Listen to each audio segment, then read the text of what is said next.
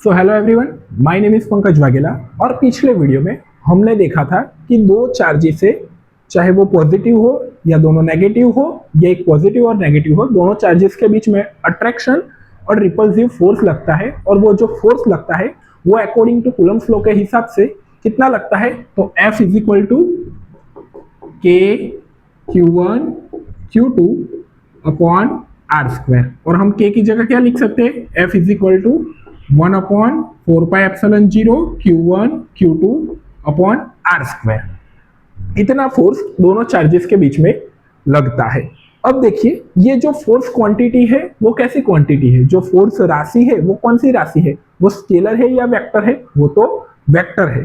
तो अब हम जो पढ़ने वाले हैं वो पढ़ने वाले Coulomb's law in a vector form. हमें मिल तो गया कि दोनों बॉडी के बीच में जो चार्ज, दोनों चार्ज के बीच में जो फोर्स लग रहा है उसका जो वैल्यू है, उसका जो मैग्नीट्यूड है वो इतना है, लेकिन वो किस डायरेक्शन में लग रहा है कि ये देखने के लिए हमें ये पढ़ना पड़ेगा Coulomb's law in a vector form. तो चलिए शुरू करते हैं Coulomb's law in a vector form.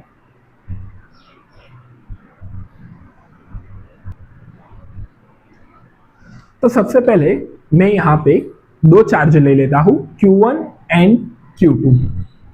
ये चार्ज है Q1 और ये चार्ज है Q2। और जो Q1 है उसका जो पोजीशन वेक्टर है, जो Q1 है उसका जो पोजीशन वेक्टर है ओरिजिन से, उसको मैं R1 नाम दे देता हूं। और जो Q2 है उसका मैं जो पोजीशन वेक्टर है उसको मैं क्या नाम दे देता हूं, R2 नाम देता हूं। यहाँ पे देखिए, ये ओरिजिन है और ये R1 क्या है, पोजीशन वेक्टर है जो Q1 की पोजीशन को दिखाता है। और ये R2 क्या है, पोजीशन वेक्टर है Q2 का, जो ओरिजिन से Q2 की क्या डायरेक्शन है वो हमें दिखाता है। अब देखिए, मैं सिंपली कन्वेंशन के लिए क्या लिख देता हूं, इसको मैं नंबर 1 दे देता हूं और इसको मैं नंबर 2 दे देता हूं। अब आप देखिए कि दोनों चार्जेस यहाँ पे सपोज पॉजिटिव चार्ज है, ये भी पॉजिटिव है और ये भी पॉजिटिव है। तो हमें पता है कूलम्ब्स लॉ के हिसाब से कि दोनों चार्ज एक दूसरे पर फोर्स लगाएंगे और ये कैसा फोर्स होगा, रिपल्सिव फोर्स होगा। ये जो चार्ज है वो इस तरफ जाएगा और ये जो चार्ज है, ये जो एक नंबर का चार्ज है वो कहां पे जाएगा, इस तरफ जाएगा।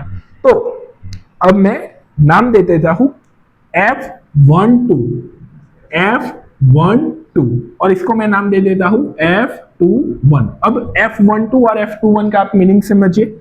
F12 means force on one due to two, और F21 का मीनिंग समझिए, force on two due to one. ध्यान से समझिएगा कि एक के ऊपर Q1 के ऊपर Q2 की तरफ से जो फोर्स लग रहा है Q1 पर, force on one due to two, ये जो दूसरे नंबर का चार्ज है वो फोर्स लगा रहा है, वो किस डायरेक्शन में लगाएगा, वो इस डायरेक्शन में लगाएगा। इसीलिए मैंने क्या लिखा, force on one due to two. तो इसीलिए मैंने इसको क्या नाम दिया है, इस फोर्स को नाम दिया है F12, force on one due to two. अब यहां पे देखिए आप, Q2 पर Q1 कितना फोर्स लगाएगा, इस तरफ लगाएगा, क्योंकि दोनों सेम साइन के हैं। तो ये क्या करेगा, इसको यहां पे फोर्स लगाएगा। तो यहां पे देखिए, फोर्स ऑन टू पर जो फोर्स लग रहा है किसकी वजह से, वन की वजह से। तो force on two due to one, इसको मैंने क्या नाम दिया, force on two due to one, उसको मैंने क्या नाम दिया, F21। तो आप यहां पे ध्यान से देखिए, तो F12 और F21 दोनों की डायरेक्शन कैसी है, ऑपोजिट है। और मैंने आगे भी बताया कि दोनों की जो फोर्स लगेगा वो कहां पे लगेगा, उसकी लाइन ऑफ ज्वाइनिंग में ही लगेगा। तो यहाँ पे देखिए, F12 यहाँ पे जा रहा है और F21 कहां पे जा रहा है, उसकी ऑपोजिट डायरेक्शन में जा रहा है। तो मैं यहाँ पे ऐसे लिख सकता हूं, F12 is equal to minus F21। Clear है। अब मुझे पता है कि जो फोर्स है वो कैसे क्वांटिटी है, वो है वेक्टर क्वांटिटी। मुझे यहाँ पे ये भी लिखना पड़ेगा, दोनों कैसी क्वांटिटी है, वेक्टर क्वांटिटी है। अब देखिए, ये खास समझना है। अब मैं यहाँ पे देख रहा हूं कि मैं एक पॉइंट से दो पॉइंट का वेक्टर दे रहा हूं। मैं कहां से कहां जा रहा हूं, आप देखिए, मैं एक से दो पॉइंट की तरफ जा रहा हूं, मैं एक से दो पॉइंट की तरफ जा रहा हूं और उसका मुझे वेक्टर फॉर्म करना है। तो वो मैं कैसे करूंगा, ये सबसे इंपॉर्टेंट बात है, क्योंकि यहां पर ही सभी स्टूडेंट मिस्टेक करते हैं। आप ध्यान से समझिएगा, मैं क्या बोल रहा हूं, अगर मुझे वेक्टर ड्रॉ करना है कहां से, 1 से 2 का, तो मैं यहां पे R12 नहीं लिखूंगा। ये खास समझिए, जब भी हम वेक्टर ड्रॉ करते हैं कहां से, 1 से 2 या फिर 2 से 1, पहले हम बात करते हैं 1 से 2। अगर मुझे वेक्टर फॉर्म ड्रॉ करना है, वेक्टर ड्रॉ करना है, तो मैं R12 न लिखकर उसकी जगह में क्या लिखूंगा, तो हम जब भी वेक्टर ड्रॉ करेंगे तो हम उसकी सबसे पहले फाइनल पोजीशन लिखेंगे, उसके बाद क्या लिखेंगे, इनिशियल पोजीशन लिखेंगे। अब देखिए ये जो है हम कहां से कहां जा रहे हैं, हम इनिशियल में कहां पे है, हम इनिशियल पे 1 पे है और फाइनल में हम कहां पे जा रहे हैं, 2 पे जा रहे हैं। तो यहां पे अगर मुझे लिखना है तो फाइनल में हम कहां पे आए, 2 पे आए, तो मैं यहां पे क्या लिखूंगा, R2, और इनिशियल में हम कहां थे, 1 पे, तो यहां पे मैं क्या लिखूंगा, R1। तो R21 का मीनिंग आपको समझ में आ गया, हम एक्चुअली कहां से कहां जा रहे हैं, एक्चुअली हम 1 से 2 में जा रहे हैं। ये हमारी फाइनल पोजीशन है और ये हमारी इनिशियल पोजीशन है। आपको क्लियर होगा। R21 को अगर मैं आगे लिखूं तो क्या होगा, R2 minus R1, final minus initial. Similarly आप मुझे बताइएगा, अगर मुझे 2 से 1 जाना है, ये वेक्टर लिखा, इसको मैं क्या नाम दूं, R12 या R21, तो इसको मैं नाम दे देता हूं R21। फाइनल 2 पे जा रहे हैं, कहां से निकले हैं, 1 से निकले हैं। सिमिलरली अगर मुझे 2 से, देखना आप ध्यान से, अगर मुझे 2 से 1 पर जाना है, अगर मुझे 2 से 1 पर जाना है तो मैं क्या लिखूंगा, 2 से 1 पर जाना है तो मैं क्या लिखूंगा, R21 नहीं। सबसे पहले इनिशियल और फाइनल पोजीशन देखिए, ये हमारी फाइनल पोजीशन है और ये हमारी इनिशियल। हम 2 पे खड़े हैं, हमें 1 पे जाना है, तो हम क्या लिखेंगे, यहां पे मैं R21 न लिखकर, देखिए फाइनल कहां पे जाना है, 1 पे जाना है, तो सबसे पहले फाइनल आएगा, और इनिशियल पे स्टार्टिंग में हम कहां थे, 2 पे थे, तो क्या आएगा, R12। अगर मैं इसको क्लियर करूं आगे तो क्या होगा, R1 यानी कि final position minus initial position यानी कि R2। सबसे ज्यादा मिस्टेक यहीं पे करते हैं स्टूडेंट्स। तो आपको ये क्लियर हो जाना चाहिए कि R12 का मीनिंग क्या है और R21 का मीनिंग क्या है। हम यहाँ पे क्या करते हैं कि सबसे पहले कौन सी पोजीशन लिखेंगे, सबसे पहले हम फाइनल पोजीशन लिखेंगे और उसके बाद कौन सी पोजीशन लिखेंगे, इनिशियल पोजीशन लिखेंगे। I hope it's clear. ये अगर आपको नहीं समझ में आ रहा है तो आप एक बार फिर से वीडियो देखिएगा, रिपीट करके थोड़ा पीछे जाके, लेकिन ये क्लियर कर लीजिए, ठीक है। ओके, अब देखिए ये जो वेक्टर है इसको मैं क्या लिखूंगा, हम कहां पर फाइनल कहां पे जा रहे हैं, 1 पे, तो R1 और ये 2। अब आप ध्यान से देखिए, R12 ये भी वेक्टर फॉर्म है और ये भी वेक्टर फॉर्म है। अगर मैं दोनों की डायरेक्शन की बात करूं तो क्या होगा, दोनों की डायरेक्शन देखो, R12 यहां पे है और R21 यहां पे है, तो मैं ऐसे लिख सकता हूं R12 is equal to minus R21। यहां पे मैंने माइनस क्यों लिखा, क्योंकि दोनों की डायरेक्शन कैसी है, ऑपोजिट, जैसे मैंने यहां पे फोर्स पे लिखा था, क्योंकि दोनों फोर्स देखो F12 यहां पे है, F21 यहां पे है, तो सिमिलरली दोनों की जो डायरेक्शन है वो भी कैसी है, ऑपोजिट है। क्लियर है। अब हमें थोड़ा यूनिट वेक्टर के बारे में जानते हैं। यूनिट वेक्टर के बारे में जानने से पहले आप ये देखिए कि ये जो डिस्टेंस है यहां से लेकर यहां तक का जो डिस्टेंस है, ये तो हमने वेक्टर दौड़ा, ये जो हमने ड्रॉ किया वो क्या ड्रॉ किया, वेक्टर ड्रॉ किया फ्रॉम 1 to 2 और 2 to 1, लेकिन ये जो डिस्टेंस है वो तो सेम रहेगा। अगर मैं R12 और R21 का मैग्नीट्यूड निकालूं तो दोनों का डिस्टेंस कितना रहेगा, सेम ही रहेगा। दोनों चार्ज के बीच का डिस्टेंस कैसा रहेगा, सेम ही रहेगा। तो अगर मैं मैग्नीट्यूड की बात करूं तो R21 is equal to R12। अगर मैं मैग्नीट्यूड की बात करता हूं तो ऐसे लिखेंगे, अगर मैं सिर्फ वेक्टर की बात करता हूं तो दोनों की डायरेक्शन कैसी होगी, एक दूसरे से कैसे होंगे, ऑपोजिट होंगे। I hope it's clear. Okay, चलिए आगे बढ़ते हैं। अब मैं बात करता हूं यूनिट वेक्टर के बारे में। यूनिट वेक्टर क्लास 11th में आप यूनिट वेक्टर के बारे में तो पढ़ ही गए होंगे, लेकिन मैं फिर से एक बार बता देता हूं कि वेक्टर का मीन्स क्या होता है। वेक्टर का मीन्स होता है मैग्नीट्यूड इनटू क्या होता है, डायरेक्शन। इसको हम क्या बोलते हैं, वेक्टर क्वांटिटी, जिसके पास खुद का मैग्नीट्यूड भी हो और खुद की डायरेक्शन भी हो। अगर मैंने 5 मीटर लिखा तो ये क्या हुआ, ये 5 मीटर क्या हुआ, सिर्फ इसका मैग्नीट्यूड हुआ, ये वेक्टर क्वांटिटी नहीं।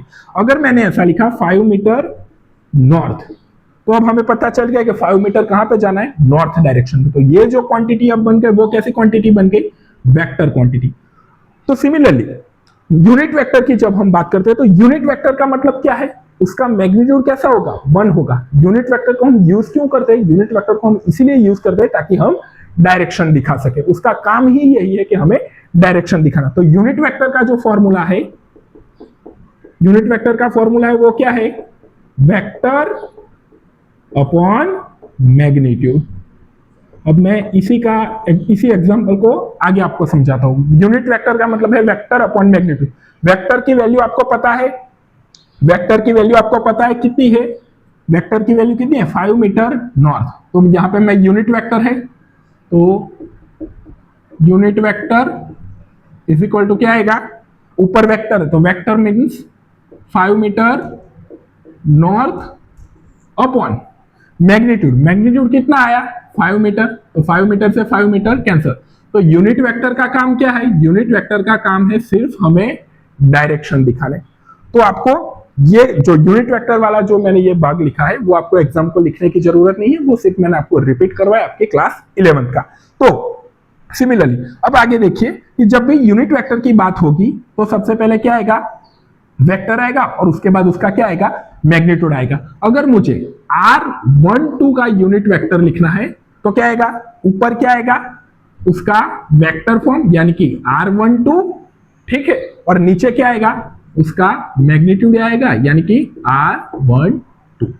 क्लियर है। अगर आप एनसीईआरटी में देखोगे तो एनसीईआरटी में ऐसे एरो नहीं किया होगा, उसने इनको क्या कर दिया होगा, डार्क करके लिखा होगा, आप थोड़ा देख लीजिएगा, ठीक है। मैं यहाँ पे आपको एरो करके दिखा रहा हूं। तो ऊपर क्या आएगा, वेक्टर आएगा और नीचे क्या आएगा, मैग्नीट्यूड आएगा। सिमिलरली अगर मुझे R21 का यूनिट वेक्टर देखना है तो वो क्या होगा, R21 का वेक्टर फॉर्म अपॉन क्या होगा, R21 का मैग्नीट्यूड।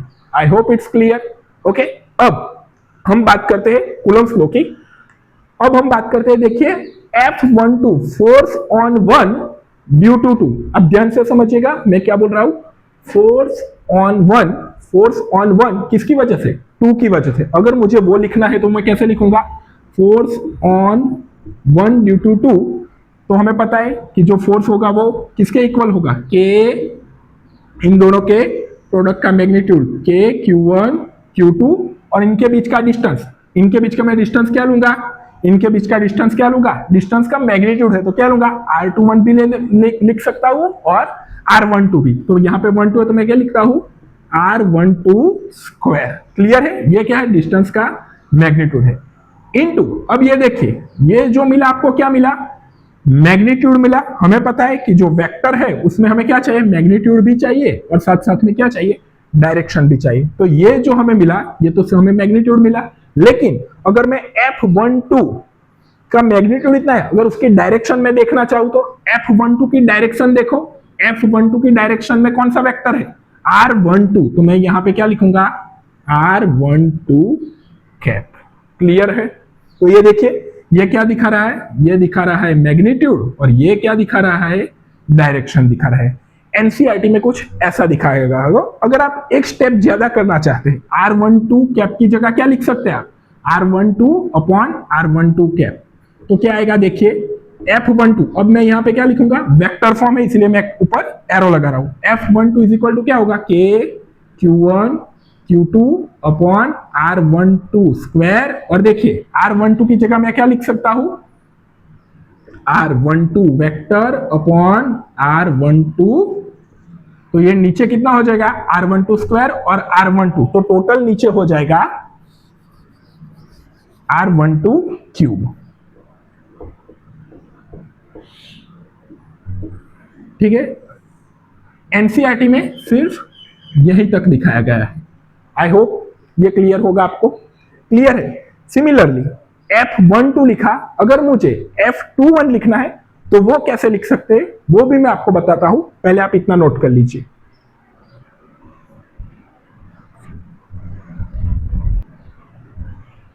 चलिए ये हमने देखा F12 force on 1 due to 2। अब मुझे लिखना है F21, इसका मतलब क्या है, force on 2 due to 1। Two पर जो फोर्स लग रहा है 1 की वजह से, अगर वो मुझे लिखना है तो मुझे मैग्नीट्यूड पता है। मैग्नीट्यूड क्या आएगा, K Q1 Q2 अपॉन उनके बीच का डिस्टेंस। उनके बीच का डिस्टेंस कितना होगा, R21 भी लिख सकते हैं और आप R12 भी लिख सकते हैं, लेकिन मैंने यहाँ पे 21 लिखा है तो मैं क्या लिखूंगा, R21 और उसका स्क्वायर। ये जो बात हुई ये तो सिर्फ मैग्नीट्यूड की बात हुई। अगर मुझे F21 की डायरेक्शन देखनी है तो ये डायरेक्शन में कौन सा यूनिट वेक्टर है, R21, तो यहां पे क्या आएगा, R21 कैप। और R21 कैप की जगह आप आगे लिखना चाहे तो क्या लिख सकते हैं, R21 अपॉन R21। ठीक है, अगर आप इसे आगे एनसीईआरटी के हिसाब से लिखना चाहे तो क्या लिखेंगे, F21 is equal to K की जगह क्या लिखेंगे, 1 upon 4 pi epsilon 0 Q1 Q2, ये मैग्नीट्यूड में आएगा। ठीक है, Q1 Q2 upon R12 square into R12 cap. Clear है, यहां पे आप ध्यान से देख लीजिए, F12 और F21 की डायरेक्शन कैसी है, एक दूसरे से ऑपोजिट है। यहाँ पे R12 और R21 दोनों यूनिट वेक्टर भी एक दूसरे से कैसे है, ऑपोजिट है। लेकिन अगर मैं मैग्नीट्यूड की बात करूं, इनके डिस्टेंस की बात करूं, तो इनका डिस्टेंस कैसा रहेगा, दोनों के बीच में जो डिस्टेंस है वो कैसा रहेगा, सेम रहेगा। ठीक है, ओके, तो ये जो फॉर्मूला है F12 और F21 का, ठीक है, मैं यहाँ पे F12 का भी लिख देता हूं। F12 इज इक्वल टू क्या आएगा, 1 upon 4 pi epsilon 0 Q1 Q2 upon, यहाँ पे 12 आएगा तो यहाँ पे भी क्या आएगा, सॉरी ये जो 21 था तो यहाँ पे क्या आएगा, 21 आएगा। आप थोड़ा देख लीजिएगा, 21, ओके। यहाँ पे क्या आएगा, F12 is equal to 1 upon 4 pi epsilon 0 Q1 Q2 R12 square into क्या आएगा, R12 कैप। क्लियर है, आई होप ये आपको क्लियर होगा। ओके, अब उसके बाद छोटे छोटे पॉइंट करके एनसीईआरटी में दिया गया है, वो मैं आपको समझाता हूं, वो क्या है, पहले आप इतना नोट कर लीजिए।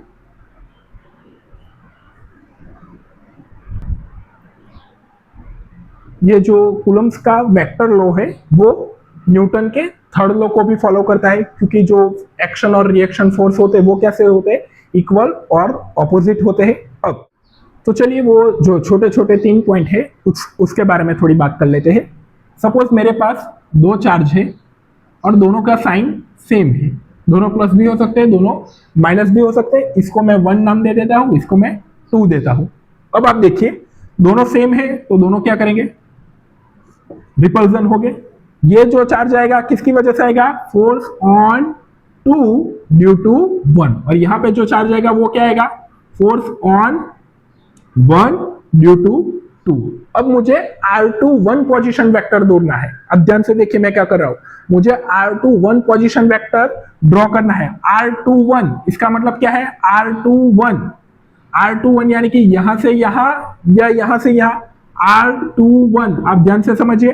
पहले क्या आएगा, फाइनल आएगा, पहले क्या आएगा, फाइनल आएगा, और उसके बाद क्या आएगा, इनिशियल आएगा। तो हम कहां से कहां जा रहे हैं, 1 से 2 की तरफ जा रहे हैं। तो ये जो वेक्टर है ये कौन सा वेक्टर है, R21, फाइनल 2 पे है, स्टार्ट कहां से कर रहे हैं, 1 से कर रहे हैं। अगर दोनों सेम साइन के हैं, अब देखिए अगर दोनों चार्ज सेम साइन के हैं तो R21 और F21 की डायरेक्शन कैसी होगी, सेम होगी। R21 and F21 in a same direction। Clear है, एनसीईआरटी में लास्ट में यही बात की गई है, आप देख लीजिएगा। ओके, अगर दोनों चार्ज सेम है तो इसका मतलब दोनों चार्ज सेम है तो रिपल्जन होगा। अगर इसकी जगह ऑपोजिट केस लेते हैं, एक प्लस चार्ज है और दूसरा माइनस चार्ज है, इसको मैं 1 नाम रखता हूं, इसका 2 नाम रखता हूं, तो देखिए दोनों के बीच में क्या होगा, अट्रैक्शन होगा। तो ये क्या होगा, फोर्स ऑन 1 ड्यू टू 2, और ये फोर्स कैसा रहेगा, फोर्स ऑन 2 ड्यू टू 1। अब मुझे यहां पे भी पोजीशन वेक्टर लिखना है, कहां से कहां का, R1 से 2 की तरफ जाता हुआ। तो क्या लिखूंगा, पहले फाइनल कौन सा आएगा, फाइनल में 2 और इनिशियल में कहां से निकले, 1 से। तो आप यहां पे देखिए, यहां पे R21 और F21 की डायरेक्शन देखिए, यहां पे R21 और F21 की डायरेक्शन कैसी है, ऑपोजिट है। ये देखिए आप यहां पे R21 and F21 direction is opposite. अगर डायरेक्शन ऑपोजिट है तो क्या होगा? अगर डायरेक्शन ऑपोजिट है तो इन दोनों के बीच में क्या होगा? अट्रैक्शन होगा। तो ये पहला पॉइंट था। अब जो दूसरा पॉइंट है उसके बारे में क्या बताया गया है, वो एक सिंपल है, आप थोड़ा पढ़ लीजिएगा कि वो न्यूटन लॉ को भी फॉलो करता है। ठीक है, यहाँ पे देखिए F12 is equal to minus F21, इसका मतलब कि जो एक्शन रिएक्शन फोर्स है वो इक्वल होते हैं मैग्नीट्यूड में और ऑपोजिट होते हैं डायरेक्शन में। अगर इन दोनों का मैग्नीट्यूड निकालोगे तो मैग्नीट्यूड कैसा आएगा? सेम ही आएगा। ओके, और जो लास्ट पॉइंट है कि अभी जो ये दोनों चार्ज है वो कहां पे रखे? कोई भी मीडियम में नहीं रखे। अगर मीडियम में रखते हैं तो कैसा होता है वो आगे के चैप्टर में बताने वाले हैं। तो ये था Coulomb's law in a vector form. Exam के लिए काफी इंपॉर्टेंट टॉपिक है, तो एक बार आप ध्यान से समझ लीजिएगा और खुद की नोट बनाएगा। Thank you very much.